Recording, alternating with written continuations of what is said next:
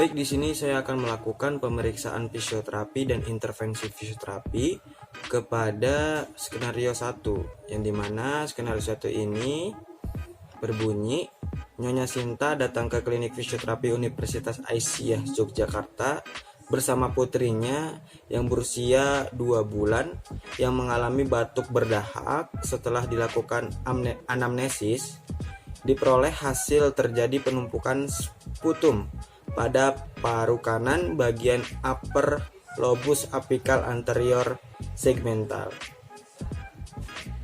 Baik, di sini saya akan melakukan pemeriksaan fisioterapi pada skenario tersebut.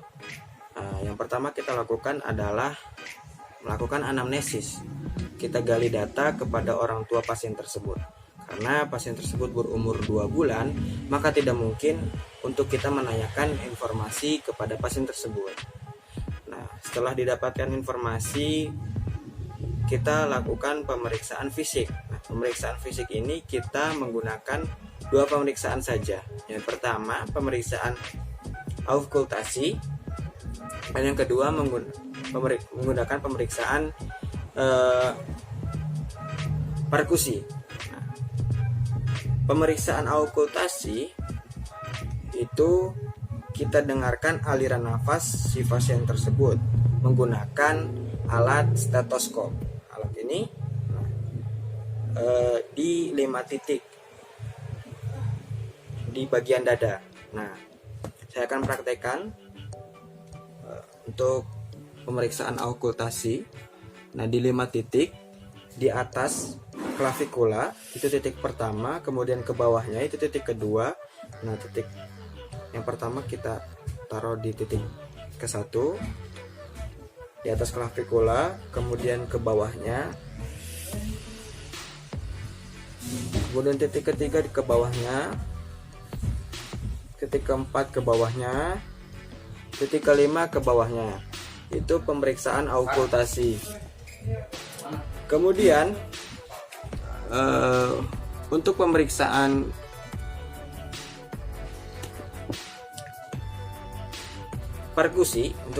perkusi, kita hanya memukul bagian paru-paru pada pasien tersebut. Caranya seperti ini. Di 5 titik yang tadi.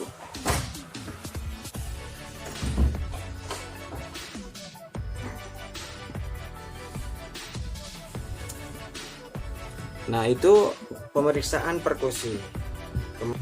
Setelah dilakukan pemeriksaan, didapatkan hasil pemeriksaan, yaitu terdapat penumpukan sputum pada paru-paru kanan bagian upper lobus apikal anterior segmen.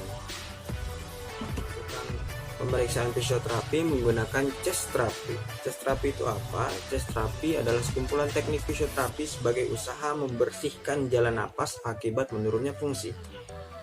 Yang terdiri dari yang pertama nebulizer, yang kedua postural drainage, yang ketiga tapotement atau clapping, yang keempat case vibrasi, yang kelima gouging. Nah, tujuan terapi ini digunakan untuk memperbaiki efisiensi kerja sistem pernapasan, meningkatkan ekspansi rongga dada, menguatkan otot pernapasan, dan mengurangi sekret yang menumpuk pada saluran nafas. Yang pertama, nebulizer. Nebulizer adalah alat kesehatan yang mengubah cairan obat menjadi uap. Nah, nanti kita letakkan tabung atau seperti masker itu kepada, karena saya tidak punya alatnya, kita letakkan tabung dan kita letakkan tabung kepada hidung dan mulut pasien supaya terhisap uapnya. Gunanya apa? Yaitu gunanya untuk mengurangi atau mengeluarkan sekret yang menumpuk pada saluran pernafasan. Nanti dosis obatnya itu kita terima dari dokter, seperti itu. Yang pertama, nebulizer. Nebulizer adalah alat kesehatan yang mengubah cairan obat menjadi uap. Nah, nanti kita letakkan tabung atau seperti masker itu kepada, karena saya tidak punya alatnya, kita letakkan tabung dan kita letakkan tabung kepada hidung dan mulut pasien supaya terhisap uapnya. Gunanya apa? Yaitu gunanya untuk mengurangi atau mengeluarkan sekret yang menumpuk pada saluran pernafasan. Nanti dosis obatnya itu kita terima dari dokter, seperti itu. Nah, yang kedua postural drainage. Postural drainage atau metode pembersihan saluran nafas dengan pengaruh gravitasi. Nah, langkah pertama yaitu posisikan bayi sesuai letak sekret. Apabila bayi masih sangat kecil, posisi postural drainage dapat dilakukan dengan meletakkan bayi di pangkuan ibunya. Nah, pangkuan ibunya ke kanan, menghadap ke kanan atau ke kiri, supaya sekret yang menumpuknya itu keluar melalui batuk atau bersin, seperti itu. Melalui batuk sih. Nah, selanjutnya itu tapotement atau claving.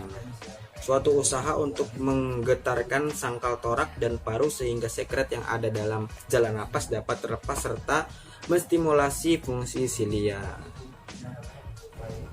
Tapotement atau clapping yaitu caranya seperti ini. Caranya menepuk bagian dada. Nah, seperti ini.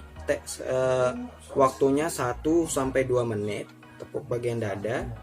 Gunanya untuk melepaskan sekret dari dinding saluran pernafasan. Selanjutnya teknik vibrasi. Teknik vibrasi ini merupakan teknik kedua pengganti tapotement atau clapping ketika dadanya terasa nyeri sekali. Nah, caranya yaitu menggetarkan bagian dada ketika pasien tersebut menghembuskan nafas. Seperti ini contohnya, menggetarkan bagian dada. Teknik yang terakhir yaitu cowing, itu mengusahakan agar bayi batuk. Jika bayi sudah mampu meniru batuk, instruksikan untuk batuk setiap kali selesai menepuk satu area dan meludahkannya. Jika belum bisa, sekret akan tertelan dan keluar lewat feses. Sekian dari saya, kurang lebihnya mohon maaf.